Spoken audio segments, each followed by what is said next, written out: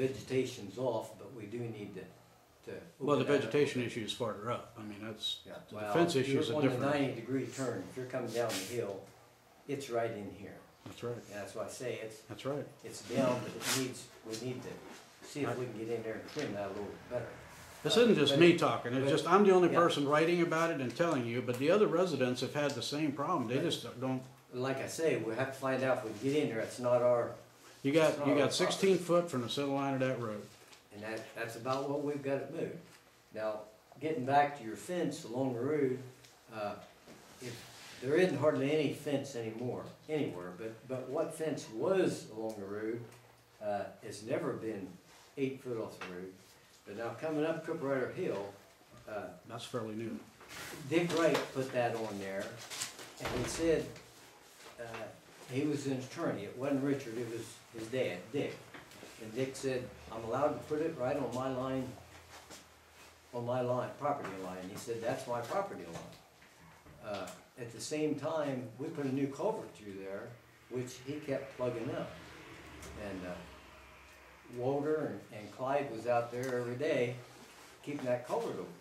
But he said it was wishing his hill. Well, we had the prosecutor come out and look, and they said that culvert had been there for years. We replaced it with a new one, and it had to stay open. So they sent him a letter. Dick finally left it alone. But as far as the fence, the prosecutor back then didn't say anything about it. Said that's on his property. He can. Well, have this it. is a recent letter from Tim Lolo, so maybe the prosecutor's off. I'm sure he doesn't write a letter like that unless he I'll bounces take- it past the I'll take prosecutor it in before he and see shoots it out. what him and Fox see. You know, if that's true, we'll have to have. Just ask him, you know, are you going to treat everybody the same? Or, especially when we're talking, this road that he was talking about was flat. This ODOT design manual has differences depending on the curve, depending on the grade. They reduce it by a certain percentage depending on the kind of grade you have. Yeah. So we're talking even a worst case scenario here than we had in the issue that he was addressing in the letter. We'll have Lolo come out and look at it and see whatever he says we'll do. You know, that's. You got the same thing over on 7. It's, What did he tell you? it's Ditch, everywhere. ditch. It's everywhere. Yeah, same Yeah, thing. on Well, all you 7. gotta do is reference his letter Yeah. and say, hey, you know, if you're writing this letter, if you Yeah. believe this is true, Yeah. why are we not treating everybody the same day? Yeah. If this is true over here, why is this not true? And Right. then take the letter back. Yeah. We will. Have you got a copy of it? Oh, okay. Well, I'm sure I only had one copy. Okay. I'm talking about the letter that he wrote with the ODOT manual. He had all Yeah. this stuff He'll with it. know. Yeah. Okay. We'll see what we can do about it. Cause over on Rankin Road, we're not, We it's don't- just ditch to ditch from It's the Laurel ditch. Hill We don't have any right of way. on up. You only got so many feet right away going up that hill too, to get up to the upper end, to the far end. We'll see what Lolo says about this letter. And Well, notice he didn't mention right away. In that letter, he did not mention right away. He mentioned clear zone, which is a kind of another interesting issue that I thought was kind of odd that he didn't mention right away. He mentioned clear zone. He never mentioned the right of way. He just mentioned so many feet from the edge of the pavement. He didn't mention anything about anybody owning it or anybody having a right of way. He just said clear. clear zone from the edge of the pavement. So he's interpreting in this letter, it's a clear zone. It's not right of way, it's clear zone. And I want to ask him about that. He didn't put anything about a right of way. We'll do that. I know we have, we have a problem on Rankin Road 7. There's one property owner, it's a short curve and a hill, goes straight up. Well, you can't see unless you move this. So we mow it back, we're probably, what, 5 foot off the road? We was about 10, now we're about 4. And the guy that owns it says you have no right of way, you can't come on my property to mow it. Well, Well, it's the only place that makes it safe. Now, the other side, where the hill grows out, the farmer that owns that, he says, mow the whole road, mow everything. So we do. well, I would suggest you get that letter because if if it's true what he's saying, Yeah. then you have a legal right to do that according to him, whether it's right of way or not. Matter of fact, you have an obligation, basically, is what he's saying, because if there's a liability issue, the township is on the hook. That's what I get out of that letter Yeah, that he wrote. I'll go talk to him and find out, and, we'll get back next meeting, or I'll get back with you before that and Alright. see what he says. Well, he's getting the letter tomorrow, so Okay, I'm sure he'll know about it. okay, he'll probably call you too. Okay, I'll take this one. Under correspondence, I wanted to ask how it came about that the meeting was changed. I was just notified by a phone call that it was changed. Just wondering how that came about.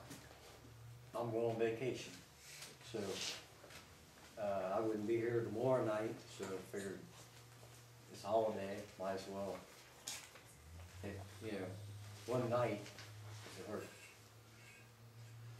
Was it advertised properly? Yes, it was.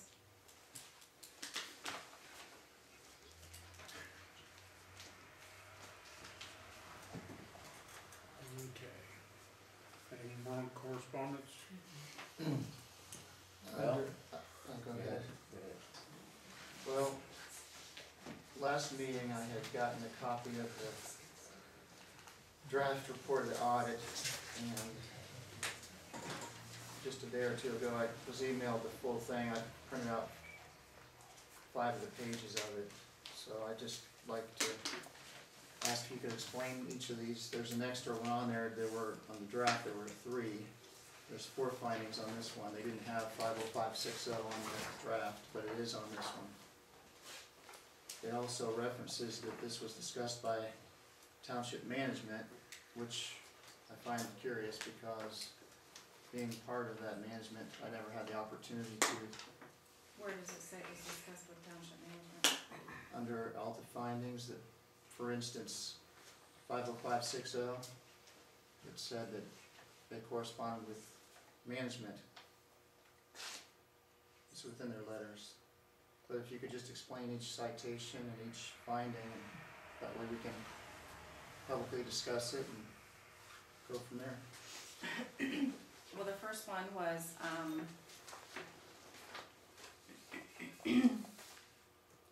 is about, the Medicare situation.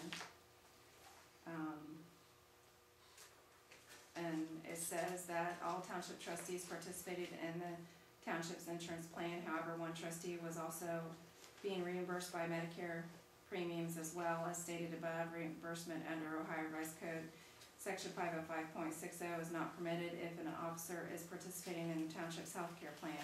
While this is in non-compliance with the aforementioned Ohio Revised Code section, it should be noted the trustee's insurance premium was discounted based on the fact that they were receiving Medicare coverage as well. The trustee's premium plus the Medicare reimbursement did not exceed an amount equal to the average premium paid by the township for officers and employees under the insurance plan. However, this discounted insurance premium resulted in the trustee no longer receiving uniform coverage under the township plan.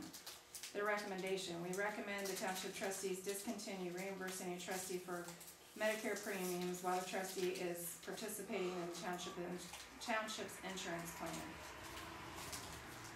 And the client's response was, we have quit doing the procedure above. This was a non-compliance citation. We discovered we were doing it wrong, we quit, and that's what they say. They're not saying that he needs to pay it back, they're saying don't do it. So that is the explanation of that finding. And the other 3, the next one is non-compliant citation significant deficiency. Basically, I did not file the appropriation